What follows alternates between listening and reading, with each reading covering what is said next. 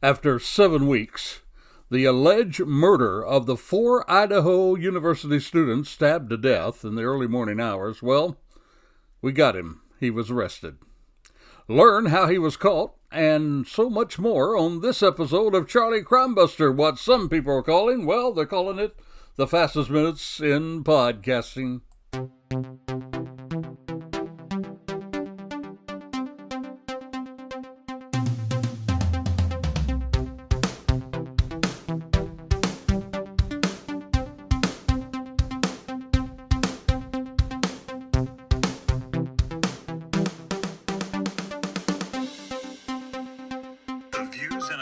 Expressed in this podcast are those solely of individuals interviewed and participating in this show and do not represent those of Peacemaker Network and Charlie Crimebuster.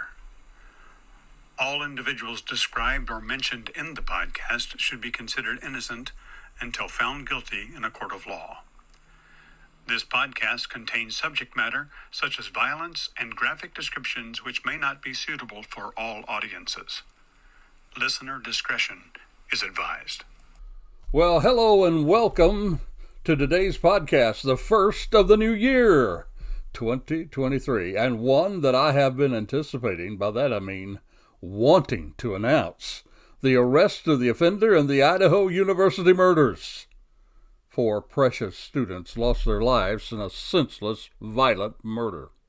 Well, today we're going to tell you about the alleged killer, how he got caught, how he prepared for the murder. That, among other things. First, let me welcome you to today's podcast. Every week we're receiving new listeners, and I want to take the time to welcome you. Hey, we would love to hear from you. If you have questions, suggestions, opinions, or maybe you just want to reach out with a shout-out, well, you can email me, charliecrimbuster@gmail.com. Hey, by the way, that goes for our regular listeners as well. We'd love to hear you. Reach me personally, charliecrimbuster@gmail.com. And if you would like to support the program, it would be appreciated. Go to peacemakernetwork.com. Hit that donate button. For as little as $3, you can become a badge supporter. And by becoming a badge, BADGE supporter, you not only support the podcast, but you help us help Americans' heroes, the cops, the first responders, the military. Those guys are always willing to lay down their lives for ours. You can read all about that work that we do there at peacemakernetwork.com, peacemakernetwork.com. All right, now for the past several weeks, we've been covering these killings. Last week, we talked about 3 clues: a car, a glove, a scream. The week before that, we released and actually researched profile of the offender. Hey, by the way, one incidentally, well, now it appears to be right on target with the arrest of this alleged offender. For 7 weeks now, authorities have been searching for the offender. That offender who killed Ethan Chapman, 20, of Washington, Conway, Washington was where he was from. Xana Kernodle, 20, Post Falls, Idaho. Madison of Idaho, and Kaylee, also of Idaho. Madison Mogan, 21, Kaylee Goncalves, 21, both of Idaho. Now, Ethan, he did not live in the home. You see, he and Xana were dating. That's according to their families. And Madison and Kaylee, well, they were lifelong friends who were just like sisters. Hey, they met way back in the 6th grade. They even went to the same high school together. And both of them together chose the University of Idaho as their college together. They even managed to get into the same off-campus housing. And unfortunately, they were killed together in the same room. Now, there were 2 other roommates in the house at the time of the killing, but they were not physically harmed. And now for 7 weeks, the police have been very tight-lipped about this investigation. Amazingly, there were very few leaks, if any, from law enforcement about the case. Hey, that's almost unheard of in a case that draws worldwide attention like this one did. Now, other than some earlier communication problems, well, authorities, they've been putting their head down, doing their job to solve these hideous crimes. And now, well, They have results. Yep. In the early morning hours this past Friday, just a couple of days ago, December 30th, they arrested their suspect in Monroe County, Pennsylvania. That's where the suspect grew up. You see, Koberger, he was arrested about 1:30 a.m. Friday by local police and the FBI at what appeared to be his parents' home. That was in the gated community of Indian Mountain Lake of Wrightsville, Pennsylvania. That's what at least court and public records show. You see, Koberger, he was home for Christmas, and he was a student at the Washington State College there in Pullman, Washington. That's where he lived while he was in school. By the way, just about 10 minutes from the crime scene. Now, he had come, his dad actually had come to Washington to help him on the trip back, according to reports, around December the 17th of this year. So he was actually there in the area as they were talking about the murders, because he didn't leave to December the 17th. Murders happened, as you remember, November 13th. You see, he drove that white Hyundai Elantra to his home in Pennsylvania, which, interesting enough, is about 2,600 miles from the crime scene. Now, did you get that? He was staying 10 miles from the crime scene when it happened, yet he traveled to his parents' house 2,600 miles away. That's how far the police went to nab him. You see, according to WPVI, authorities, including the FBI, Pennsylvania State Police, and the Moscow Police Department, tracked Koberger, located him in the Chestnut Township, Monroe County. That's in Pennsylvania's Pocono Mountains region. And the warrant, accuses Koberger first-degree murder. That's what the television station reported. And at a 1 p.m. local press conference this past Friday, there in Moscow, Idaho, Police Chief James Fry, he confirmed that an arrest was made in the quadruple homicide. He said, quote, "We have an individual in custody, an individual who committed these horrible crimes. I do believe that our community is safe." That's what he said in the news conference, although he did urge people to always stay alert. It's just something good to do to make sure you know about your surroundings. Now, the chief went ahead also to say that they're still looking for the murder weapon. Remember that edged knife they were talking about? He did say they found the Elantra, referring to the type of vehicle they were seeking. They were seeking that after it was spotted on video near the crime scene. That's according to WPVI. Now, Koberger, he appeared before a Pennsylvania judge on December the 30th, and the judge approved. Then they would start extradition proceedings.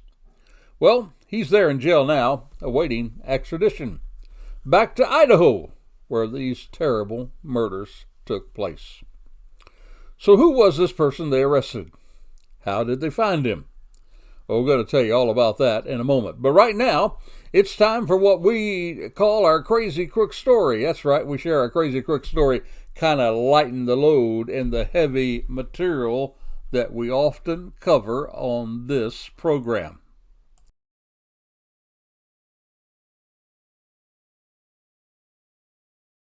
Now, for our Crazy Crook Story today, we're going to actually go back to what we think was, the most craziest story that we shared last year. I thought it'd be good to kick off the new year sharing what I feel was the craziest story, our Crazy Crook Story of the year of 2022. And so we're going to share that one again. You may recall it or you may not. But this one was back in July. It actually brought thousands sets of eyes to the Orlando International Airport. Now get this. Hold on to your hat. Where an intoxicated passenger rode away on her motorized suitcase running from the police officer. He was on a bicycle. She was on a motorized suitcase. The passenger was 32-year-old Chelsea Aston. She was barred from boarding the airplane at the airport. That was after an officer told her, she had symptoms of someone who had just been drinking too much alcohol. You can certainly see that to be true in the story. The officer said, "It's okay, you just need to go over to the terminals, sober up a little bit, get another flight." However, Chelsea, she cursed the officer, kind of waved that middle finger at her, and rolled away from the gate on her suitcase which prompted the chase. So here you have a chase there in the international airport. Lady running from the cops.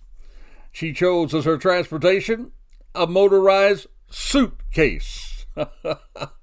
Well, she was later arrested, accused of battering the officer, caused more than $1,000 in damage to his patrol car.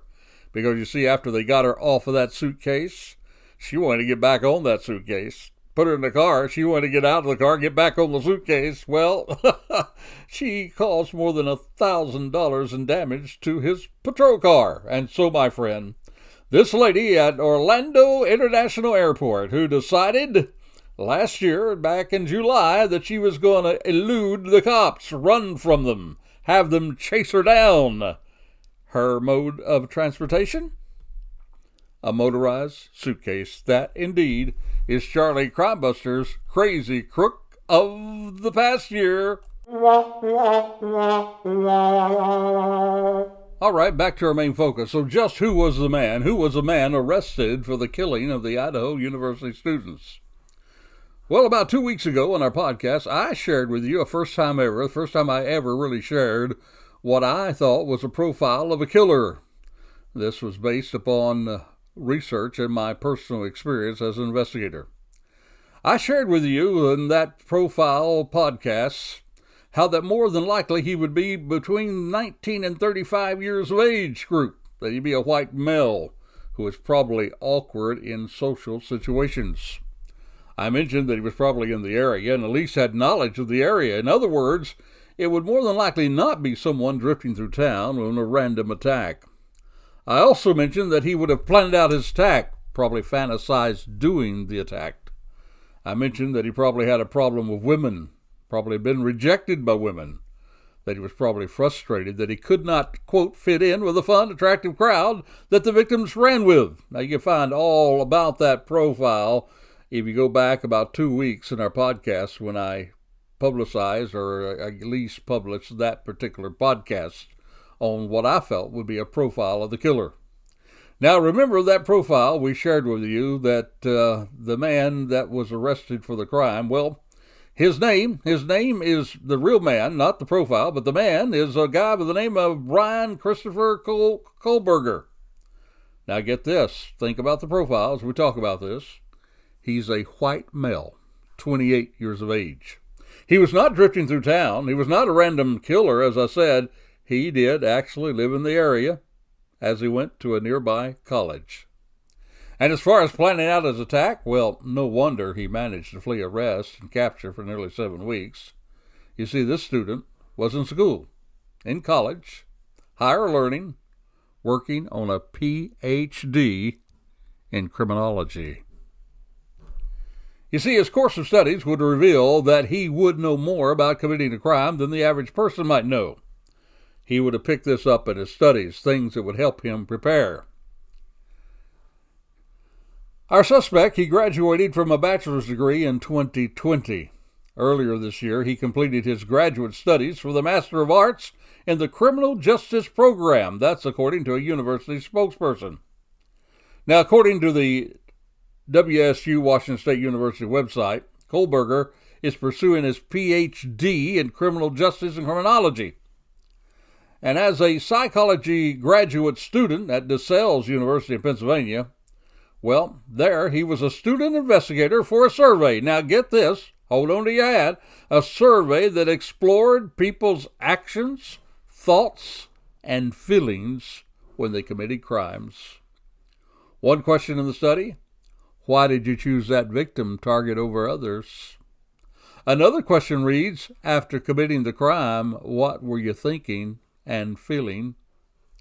Also ask questions about how you would try to get away with it. What would you first do when you got there to do your crime? All kinds of stuff like that.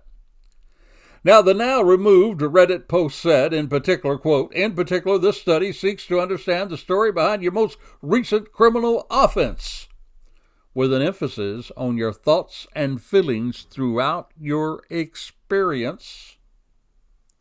That's the survey that this murder put out in his studies back there in Pennsylvania. So, was this planned out as I mentioned in the past episode on the profile? You bet it was. Now, also, I mentioned that the offender may have been involved with activities that would prepare him for the murders. I mentioned something like maybe he had been in the military, or maybe, he'd been an ROTC student. Well, he was involved in things that would kind of get him ready for this physical encounter. Consider this post from one of his past friends. According to the news, a former friend of the alleged Idaho killer, Brian Kohlberger, well, he says the suspect had a shift in his personality that turned him aggressive. His friend, Nick McLaughlin. He was friends with a 28-year-old grad student who was charged with the killing of the University of Idaho students. Now, McLaughlin, he attended high school and vocational school with Kohlberger. He described him as, quote, down to earth. However, now, he went ahead to say that Kohlberger at the start of the senior year was thinner than a rail and had turned aggressive. Now, McLaughlin, he told the Daily Beast, he said that Kohlberger had picked up, get this, boxing as a new hobby and was always bullying people. He went on to say he always wanted to fight somebody. He was bullying people. Well, my friend studying the art of boxing, well, in boxing, you get up close and personal to hit someone. He was up and personal with that knife. And we know that he always was researching. So studying the art of boxing, yep, I think that would prepare him for his hunt and kill rampage. Now, in our profile, I also made mention of the probability that our suspect was awkward in social interactions. Well, consider now what other former classmates have said of the alleged killer. This news article says former Pennsylvania classmates of the Idaho murder suspect Brian Christopher Kohlberger said he was an intellectual, quote, who was very interested in the way the mind works, but bullied for his weight and socially, wait for it, awkwardness. He was known as a genius who was socially awkward and had a tough time picking up on social cues. That's what a couple of his former classmates told Fox News Digital. I mentioned the fact that I thought he would be awkward in social interaction. Now, I went on to mention in that past podcast that more than likely the offender was rejected and was acting out of rage. Perhaps this was a motive in proxy. In other words, he had been bullied in the past. Now, consider this. This comes from Sarah Healy, who went to Pleasant Valley High School with Kohlberger. She said that he was, quote, shy and kept to himself in a small group of friends. And listen to this, some of their classmates, especially girls. Did you get that? His classmates, especially girls, mocked Kohlberger and threw things at him. Healy went on to say it was bad. There was definitely something off about him, like we couldn't tell exactly what it was. I remember walking in the hallway and stopped me and said, "Do you want to hang out?" You see, at this point, they didn't know each other, didn't run in the same social circles. She went on to say it was just weird, but Brian was bullied a lot. And I never got a chance to say something to defend him because he'd always run away. Healy said she heard other girls tell Kohlberger in high school to go away, creep, or, quote, I don't want to hang out with you. She went on to say, I honestly think that's what led up to this because he didn't get proper help, and it was mainly females that bullied him. Well, again, the profile, a couple of weeks ago, I said he would probably have been rejected by females and have a hatred toward that type of people and would not feel that he could fit in. But despite the bullying, she went on to say that his grades were always good and he was very much into his books. And it appears that had continued at Pennsylvania's Northampton Community College. Now we go from high school to college, and according to one of his friends there, who requested to be anonymous, she said he's a really, really intelligent, bright kid, someone who stood out even in honors and high-level classes. There were similar comments shared by classmates at Washington State's Criminology and Criminal Justice graduate program that he was just in. Ben Roberts, he told the Tribune Democrat, Ben Roberts said, "I had honestly just pegged him as being super awkward." He said he took several courses with Kohberger, sought to be seen as intellectual, and get this, quote, unquote, was always looking for a way to fit in.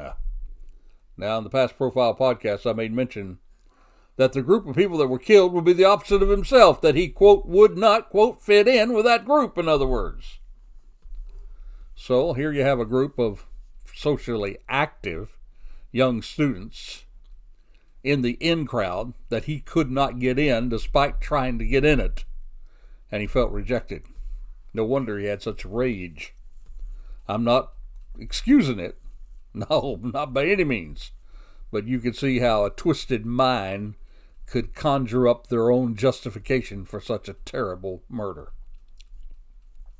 Now, in addition to the group that might have gotten the attention of the offender, let me ask you a question. Was there anything more personal that led him to this particular murder house and these particular victims?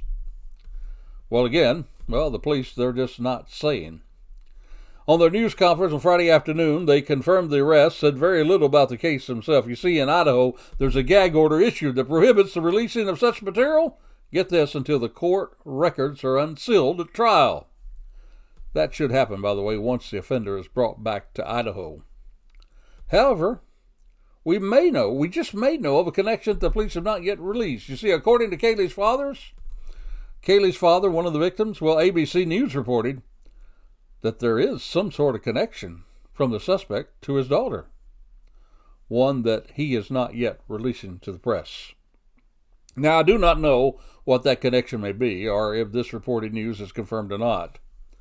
But I do know that by now, investigators will be going over Brian's cell phone pings to see if those pings would place him near the victims prior to the murder. Maybe he was stalking them or following them around and had his phone with him. You see, they may be able to piece together a digital footprint that both he and one or more of the victims would have left behind during those days before the murder to maybe see where they had contact with each other. Well, that information will be most interesting, and it will probably find its way into the court, that is, if the case goes to trial. You see, there's just a chance that a plea deal may be worked out, though I cannot imagine in my own mind why the state would go for anything less than the death penalty in this horrific murder. Well, next, we're going to talk about how the offender got caught. How did they catch him? How did they come up to find him? But now it's time for us to take the time to share what we call our Courageous Citizen of the Week story. Well, let me just tell you about it real quick. Our Courageous Citizen this week is a gas station attendant. He happened to spot a man and a teenage boy acting suspiciously around his gas station. And instead of just putting his head in the sand, disregarding what was happening, he thought there's something fishy going on about how this man is treating this young teen. He called the police, and sure enough, the young teen, they had already had an Amber Alert out. He had met this man, unbeknownst to him, on a gaming site, a man who was not who he said he was, and had abducted the young teenager. And because this gas station attendant was alert enough to pick up on signs and then called the police, well, he got this young man out of a bad situation. And this, my friend, is Charlie Crimebuster's Courageous Citizen of the Week. All right, now, let's talk about how the offender got caught. Earlier this month, authorities asked the public for information about a white 2011-2013 Hyundai Elantra. They believed it was in the immediate area of the crime scene around the time of the killings. Well, an overwhelming amount of tips poured in after that call. That's what the police previously said. And investigators eventually narrowed their focus to Kohberger after tracing ownership of that Elantra back to him. That's according to two law enforcement sources briefed on the investigation. So the vehicle, that white Hyundai Elantra, helped them locate their suspect. but my friend, I can tell you for sure that putting him into that vehicle that was found near or at the scene would not be enough to arrest him. To arrest someone, you must show probable cause. And placing him in that white car is just simply not enough. After all, there were over 2,200 white such vehicles they were looking at. Any one of those people could be in that vehicle. No, it took something more. And again, well, yours truly, not to toot my own horn, but I told you that I believed that the offender would get caught through DNA, but not just DNA. I said that I believed that his DNA would have come up on CODIS, if it was in CODIS already by then, when we were talking about how he would get caught earlier on the podcasts. I said that if he was in CODIS, they would have already identified their alleged offender, and probably because he had not been in the criminal system to get a hit on it. So then I said, I told you they would use ancestry DNA to get the victim. Now get this. Here's a news article.